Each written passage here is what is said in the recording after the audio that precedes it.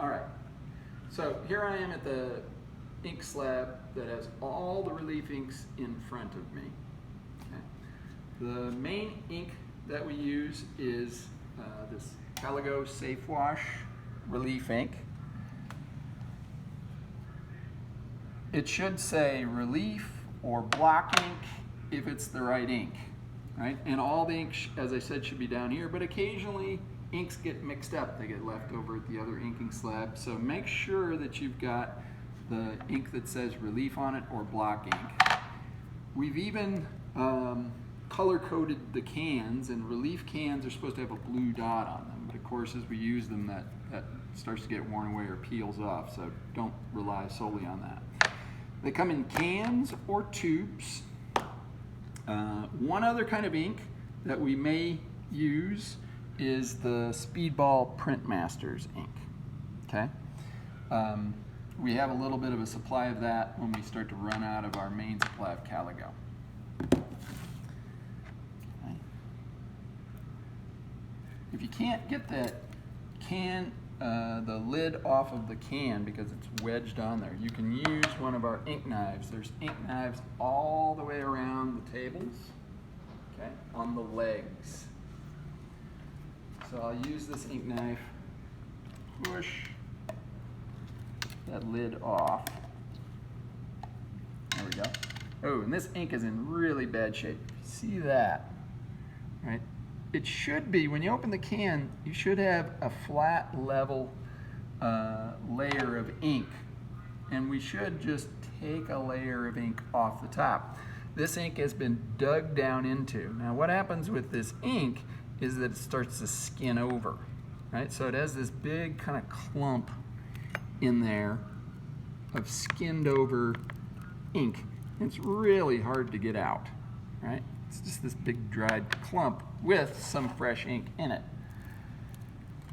Yeah, I don't even know if any of that is any good. It doesn't look any good at all. So, you know, we want to try to avoid that. We don't want to dig into the ink. We want it to be a nice flat layer. Let me open up this can.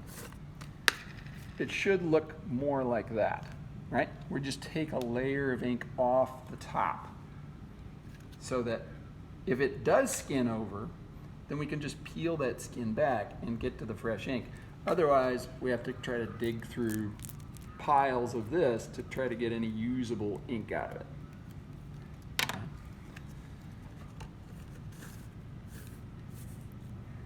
I'm going to take a little bit out of this tube. It's a brand new tube.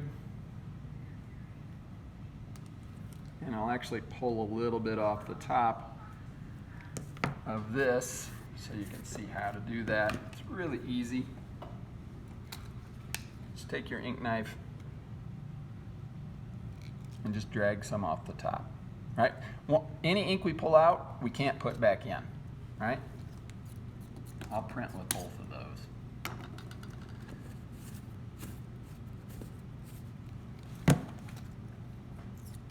The old oil-based ink used to have to warm it up on the slab, so I still do that a little bit by habit, just to loosen it up. But this ink, it should be fine and ready to go. You shouldn't really need to do that too much. Okay. Now, what we're trying to do is put a nice series of thin layers on the block so that we maintain all of the detail that's on here. If we don't put enough ink on here, of course, we're not going to get a nice solid print. If we put too much ink on here, which is what most people do, especially when you're learning how to do this, they put too much ink on, and then all those little details get filled in, right? We want the ink to just sit on the surface. So if you imagine my hand, these areas have been carved out, and this is the top surface of the block or the relief surface. We want ink to just sit on the top surface, and we don't want so much ink that it starts to clog or fill those areas, right? So the way to do that is to build up layers of ink, thin layers of ink, on top of the block. Not just ink it once, but ink it several times. Now the tool we use to do that is a brayer. I've got a number of brayers behind me. And because we're using just one color, I don't have to worry too much about the size of the brayer, right? If I were doing more than one color or a blend of colors, then I'd want a brayer that is bigger than the block, okay? This is a decent sized brayer for this block. The brayer has a metal edge where you can set it down on the glass and it doesn't have to rest on the glass, right? If we leave a brayer laying like this, or even against here, up against the wood for too long, it can actually create a flat spot. This also helps keep other areas free from getting ink on it. So if you get ink on your cylinder of the brayer, then you can set it off and you don't have to worry about getting ink on that surface. Okay. So I'm going to take some of this ink and I want to lay down just a nice even layer that's about the width of the brayer. Right? The way to keep it even is to keep your ink knife perpendicular to the glass slab. Right? This is going to lay down too much.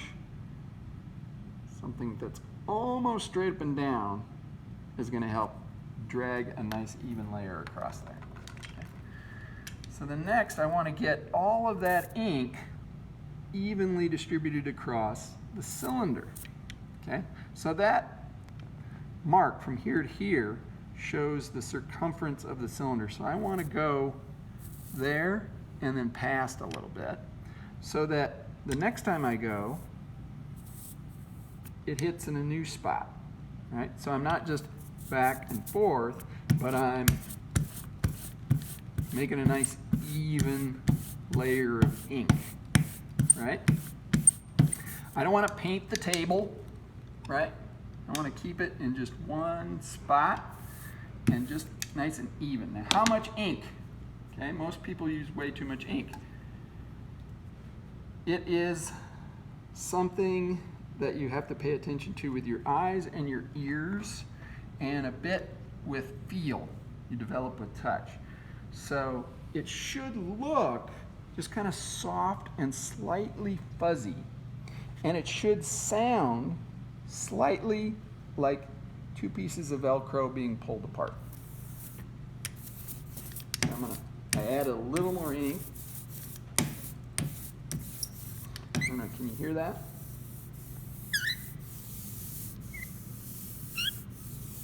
Got a complaining brayer here. If you can hear the sound across the room, you've got way too much ink. Okay, in fact, I'll add more ink and show you what to do if you put down too much.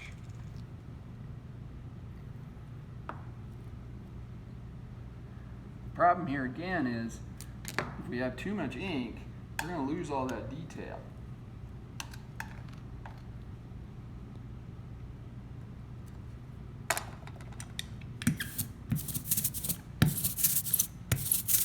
There, it's louder.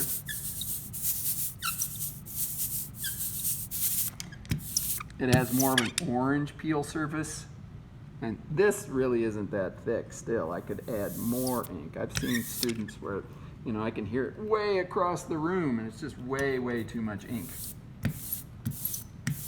So, if you have too much, all you need to do is scrape up what's on the slab.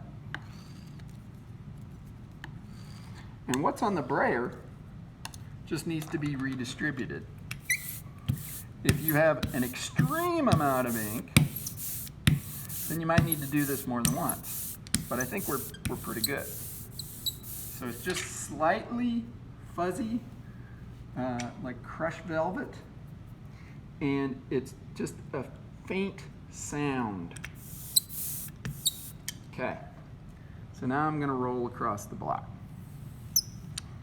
Okay, what's happening here is we're discharging all of that ink that I got on the brayer onto the block. So what I do is I get all four sides at least once. So we're charging the brayer, we're adding ink to the brayer, and now we're discharging the ink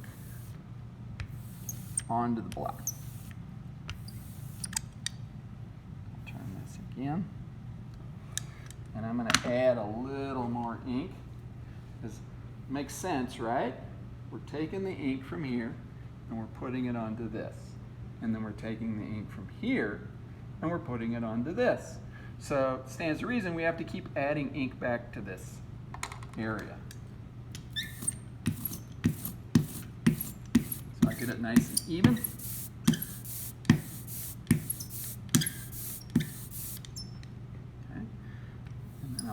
Discharge all of that ink. Again.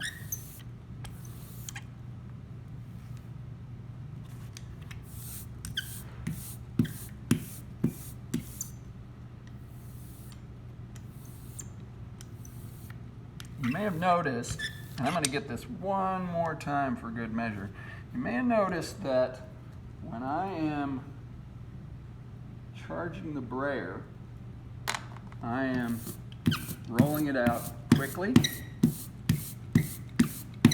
to get it nice and even first. And I think that also means that this is picking up ink as I'm rolling. Rolling faster, I think, picks up ink more easily than rolling slower. I could be wrong about that, but that's how I've always approached it. And then when I ink, I go across it more slowly. So I'm laying down ink rather than pulling ink off. Okay. That should be inked up pretty good. I mean, yeah, we might see some roller marks, and generally we want to avoid that, but don't worry about it too much. You're going to get experience in printing, and you'll be able to see that much more easily and understand when it's an issue and when it's not. Let me show you what happens when we're inking just by putting some ink on the slab. So I charge this up. Here's one pass. Here's another pass. There's another pass. You see what's happening, right? We're leaving all that first layer of ink, and then we have less ink to lay down and very, very little ink to lay down, right? So that's what's happening on the block when we continue to build it up. All right, let's print this.